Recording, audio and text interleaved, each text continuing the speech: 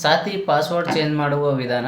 ಮೊದಲು forget ಪಾಸ್ವರ್ಡನ್ನು select ಮಾಡ್ಕೊಳ್ಬೇಕು. ನಿಮ್ಮ ಯೂಸರ್ ಐ ಡಿಯನ್ನು ಎಂಟಿಟಿ ಅಥವಾ ಯೂಸರ್ ಐ ಡಿಯನ್ನು ಎಂಟ್ರಿ ಮಾಡಬೇಕು. ವ್ಯಾಲಿಡೇಟ್ ಕೊಟ್ಟ ನಂತರ ನಿಮ್ಮ ರಿಜಿಸ್ಟರ್ ಮೊಬೈಲ್ ನಂಬರಿಗೆ ಒಂದು OTP ಹೋಗುತ್ತದೆ. ಆ OTPಯನ್ನು ನೀವು ಎಂಟ್ರಿ ಮಾಡಿದ ಮೇಲೆ ವೆರಿಫೈ OTPಯನ್ನು ಸೆಲೆಕ್ಟ್ ಮಾಡಿಕೊಳ್ಳಬೇಕು. ಸೆಲೆಕ್ಟ್ ಮಾಡಿದ ನಂತರ ಹೊಸ ಪಾಸ್ವರ್ಡನ್ನು ನೀವು ಎಂಟ್ರಿ ಮಾಡಬೇಕು. ಹೊಸ ಪಾಸ್ವರ್ಡ್ ನೀವು ಒಂದು ಆಲ್ಫಾ ನ್ಯೂಮರಿಕ್ ಮತ್ತು ಒಂದು ಅಂಕಿ, ಒಂದು ದೊಡ್ಡ ಅಕ್ಷರ, ಒಂದು ಸಣ್ಣ ಅಕ್ಷರವನ್ನು ಸೆಲೆಕ್ಟ್ ಮಾಡಿಕೊಳ್ಳಬೇಕು. 8